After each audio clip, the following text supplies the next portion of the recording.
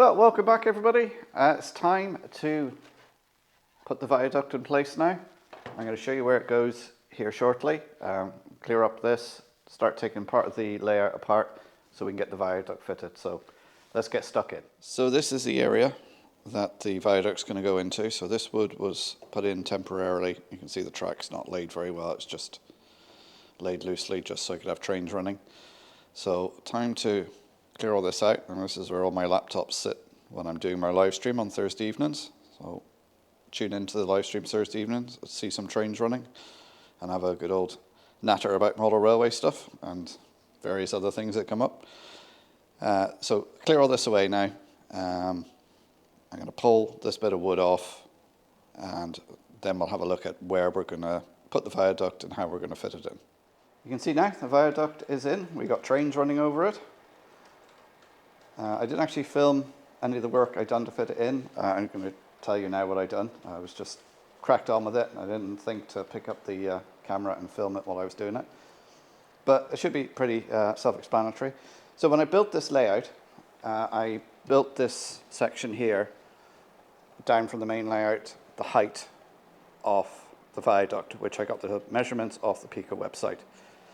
And much to my own amazement, it actually worked out the correct height. I got the measurements right and everything worked out, which is unusual for me.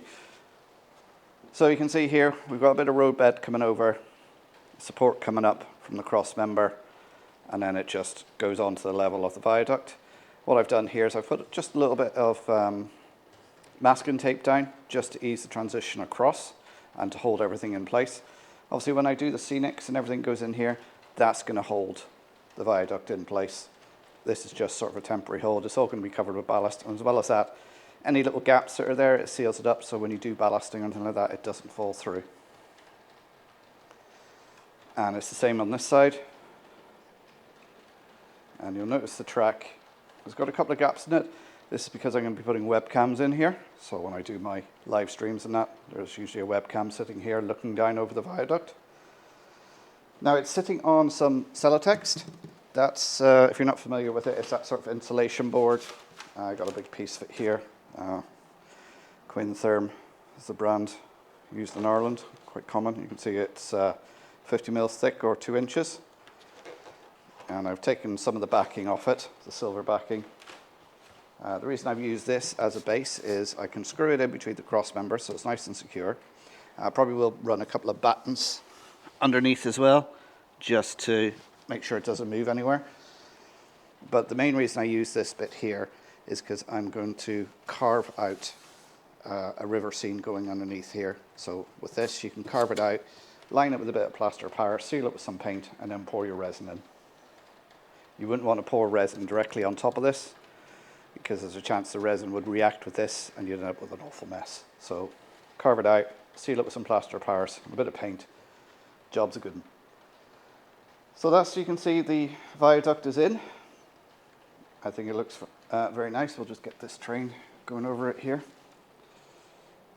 And we got the 37 just coming the other way, so I'll just give it a second and that will come along.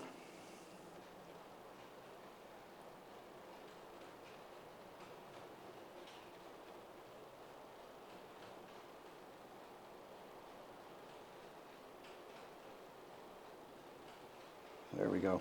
The work left to be done here obviously is all the scenics. So it's going to come along here a bit level, and then it's going to come down to sort of here. So there's a little valley and then back up the other side. The river's going to go around the back.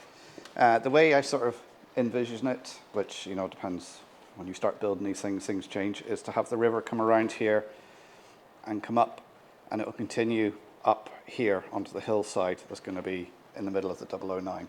So next job now is going to be get the baseboard, or not the baseboard, the back scene board in there to line it all up, so then I can start doing the scenery on this section.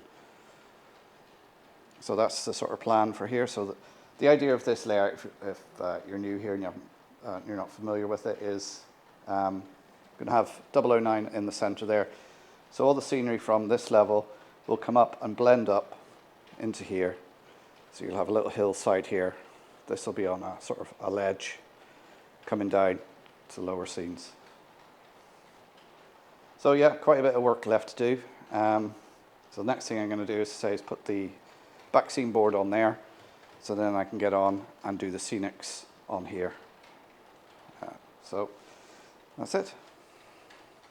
So there we go, guys. Short little video this week, just showing you how I fitted the viaduct in place. Lots of work to do on there with the scenics and everything now. That's the bit I enjoy, so that'll be coming along over the next couple of weeks. Big thank you to my patrons and channel members, whose names will be scrolling here. And, oh, that's the phone going off. So if you've got any questions or comments, put them down below. I love hearing from you guys. Give me the old thumbs up as well, is great. I'll put a video here and here along with the subscribe button, so make sure you hit that as well, please. And as always, thanks for watching. I'll see you next time. Bye for now.